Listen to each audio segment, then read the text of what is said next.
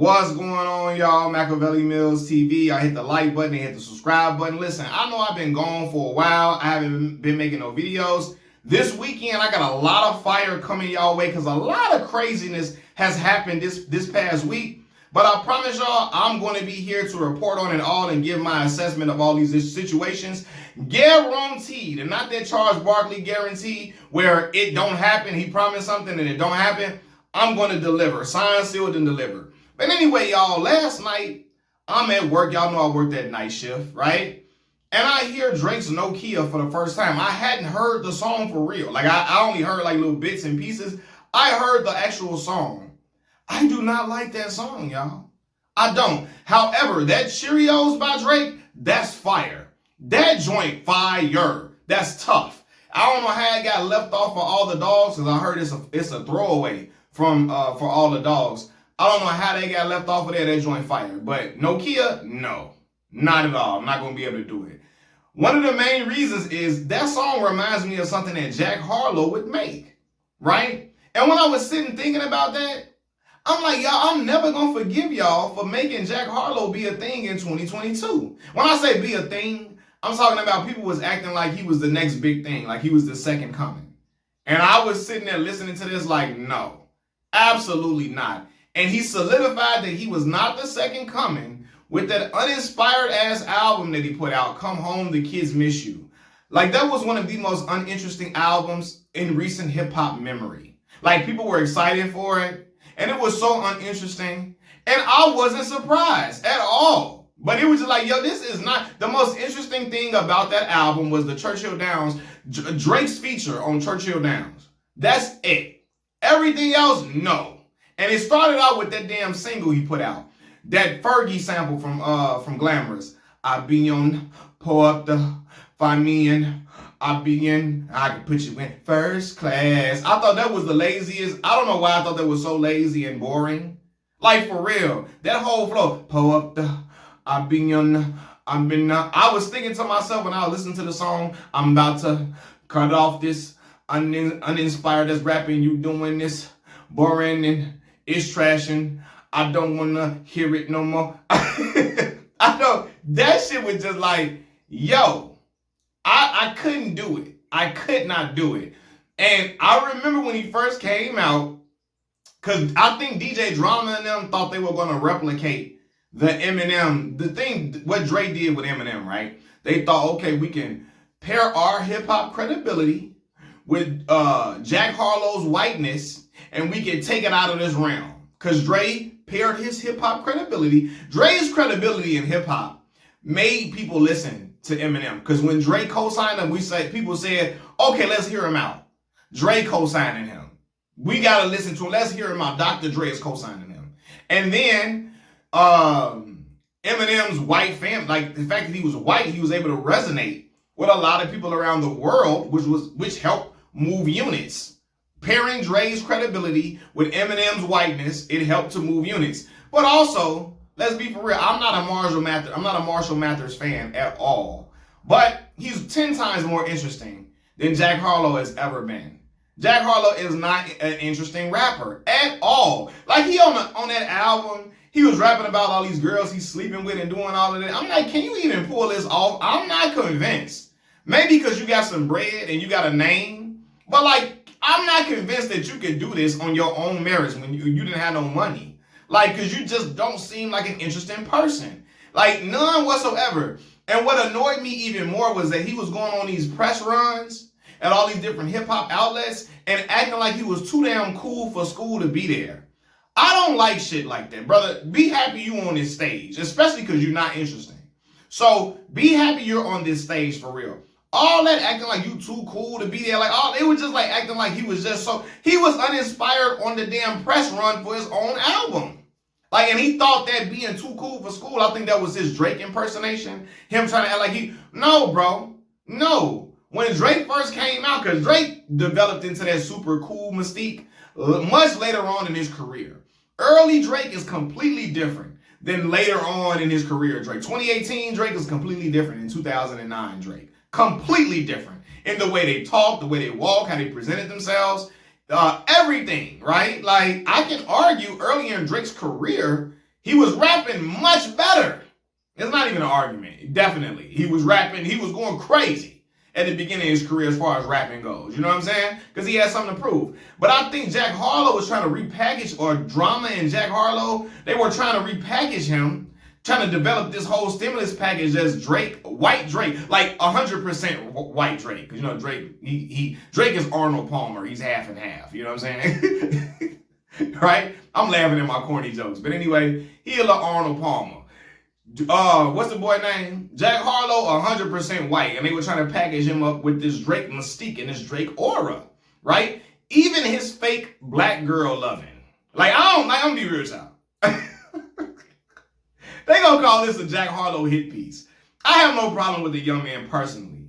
But like, I just think that I didn't like how he was. First of all, I didn't like how people were making it seem like he was just so outstanding of a rapper when he really wasn't. And again, he's not terrible. He's just not good. He's not. Like, and he's not interesting. He's not interesting. And when he tried to, all right, I'm going to get to the real because I'm trying to hold back from what I'm saying. Black women finna get mad at me for this, but bear with me, y'all. I love y'all. Y'all gonna get mad at me, but you know, it is what it is. Jack Harlow was able to get some extra boost from him getting this. See, black women, man, as long as you show that you're interested in black women sometimes, they will stand you, right? They will give you that push. If you're a white guy and you got like what's the word? You got a little flair about you.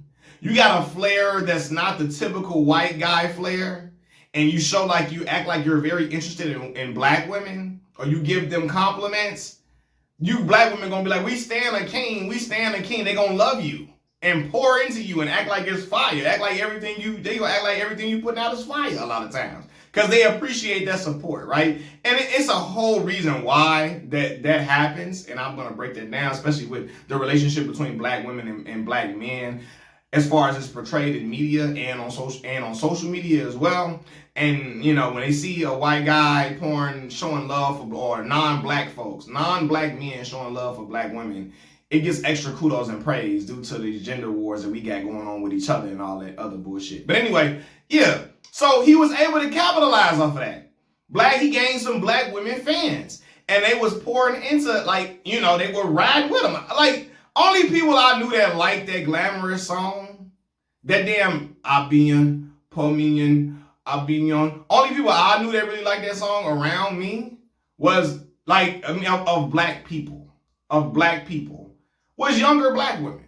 You know what I'm saying? Like black women, younger black women. Other than that, I didn't know no man that really liked, no black man that really liked that song, right? And listen, I'm not here to try to just put all the blah, it's all black women fault, because black men have done some shit too. We the reason why Jennifer Lopez got cracking in the black community and was able to use black men as a vessel to get her career to where she really wanted it to go. Because she used hip hop. I don't care. Motherfuckers gonna get mad. I don't care. She was able to attach herself to Diddy and made it look like, oh, she's interested in black men. And black men was out here, oh, we can pull a J-Lo. We can pull a J-Lo. No, the fuck y'all can't. Because she's not interested in black men for real. She was dating Drake. And again, Drake got that Arnold Palmer situation going on with himself. You feel me? That's the closest she'll ever get in life. You got to be half and half. And even if you half and half, you got to be more closer to Drake. You got to be more in touch with your white Jewish side for her to get on bandwagon with you. You can't be connected to your blackness 100%. Jennifer Lopez gonna run for the hills, all right? But Jennifer Lopez was able to use Diddy. You know what I'm saying? First she was on In Living Color, but she used Diddy and his mystique as a way to gain acceptance into hip hop. And then she went over there with Ja Rule and Irv Gotti and was writing hits for her. Had Ashanti singing background vocals for her, and she had them ghost vocals from Ashanti and other people at times on songs, making it sound like that was her singing, and it wasn't. They was allowing her to say the N-word in them songs, giving her I'm Real and all that. And all them songs was fire. Ain't it funny? And I'm Real, fire, right? It was. But Jennifer Lopez ain't rocking with black folk. Like, man, no. She not, especially, she ain't dating no black men either. She ain't connected to black folks like that at all. Because as soon as she got on, you saw where she went. She started back doing Latin music after she got popping, after she gained her footing and grounding in hip hop culture. When she gained her popularity, she went right back to doing Latin music and was dating Latin men and white men after that. It wasn't, you couldn't see a Negro in sight close. A Negro couldn't be close to Jennifer Lopez, right? So, I went on that rant, but black men did it with Jennifer Lopez. And I feel like when Jack Harlow got that praise for loving black women, it went to, he was able to kind of find some footing and gain some little grounding. You feel me? As the cool white guy, the cool white dude. And his ass not cool. He not. Like, again, he's not interesting, even though he tries to sell it as if he's one of the most interesting men alive. You not the Old Spice man or the Dos Equis guy. You not the Dos Equis guy, the most interesting man in the world, or even the Old Spice guy. You not him. You feel me? So, but he tried to package it up as that. And I just remember, like, this is some damn boring ass rapping. Like, seriously, I hated that damn Fergie look, whatever. I don't even know the first class, I think the song was called. I be on, put me on, I'm on the, I remember I used to be in the car with my mama, and I'd be like, man, you gotta turn this radio. I can't do this. I can't do it. I just can't. You feel me? But, you know, I know what they were trying to do. But again, when he went on that press run, and he was acting so like he was just too cool to be at the interview, yeah, I'm just, you know, I'm like, man, if you don't get your brand, when I look at Brandon Pazimski, that plays for the Golden State Warriors, I be like, is you Jack Harlow cousin? Like, this Jack Harlow people, he from that lineage somewhere, goddammit. I don't know. But anyway, yeah, I'll be looking like, man, the Tyler Hero, Brandon Pazimski, get your ass up out of here. Like, he was in there, and Brandon Pazimski was not a thing. When Tyler, I mean, he was a person, but you know, it wasn't. Brandon Pazimski was not popping when Jack Harlow was at his height 2 years ago, you know, but him and Tyler Hero's emergence was happening around the same damn time. And I'm like, y'all kindred spirits around this motherfucker, man. but anyway, yeah, I like, man, this Jack Harlow dude, man, he was never selling it for me for real. He wasn't. And again, I tried to give it a shot. I heard that album. I'm like, bro, no, not at all. And again, all this rapping about all these different freak offs you having with this girl and that girl. If you did, I don't know you could do this if you ain't had no paper. Cause you not interesting, brother. Like, you know, some dudes like, that's a cool dude. If he ain't had no bread, he got gift of gab, he interesting, he got flair about him. No, only flair Jack Harlow got is that I'm not the typical white guy flair like that, you know. I'm into some black stuff flair. That's what he got going for him. You know, that little mystique he got going on. And again, that shit was overrated. I don't know, man. Only people I know that really liked them Jack Harlow songs was like younger black girls. And I'm like, man, this shit is not. And I mean, other people had to like it too. Because it got, what's the word I'm looking for? It got traction, you know, but no. I just never thought that was it. And then it was younger. I'm not going to act like that too. It was younger black dudes probably bumping that. I know they were. Bumping that too and trying to give him, oh man, Jack's pretty cool, man. No, he not. He is not, man. Yeah. It's going to be a no for me, dog. It's going to be a no for me, dog. I'm just not. Nah, but I was listening to No Key, and I'm like, man, this sound like something that Jack Harlow would make. This sound like this something from the Jack Harlow tree. And y'all know they used to say, again, Drake was, they like, yo, Drake be ghostwriting for Jack Harlow. This is, you know, Jack Harlow is Drake's son. You feel me? If Adonis was rapping, it would be Jack Harlow. And I'm like, man, they all is crazy. But no, man. Again, Drake was very interesting. Especially the early parts of his career, extremely interesting. Very much so. And when he went to them platforms, them hip-hop platforms and outlets, he sounded like he was happy to be there, appreciative to be there. As you should when you're a new upcoming artist. You know what I'm saying? Don't nobody you knew, you trying to, you know, gain your footing, gain your ground. Yeah, man, be appreciative of the spot that you in and not act like you supposed to have been here. Like, I mean, people say that you act like you supposed to be here, but like, no, he was just acting like he was just too cool to be there in these damn interviews. I'm like, man, who did? Man, hell no, I don't like that. I didn't like that, man. No. You feel me? So it just, yeah, the way he just be. And then flow never was switching. On the album, it's the same flow, everything, same cadence. I'm like, bro, you can't know. Come home, the kids miss you.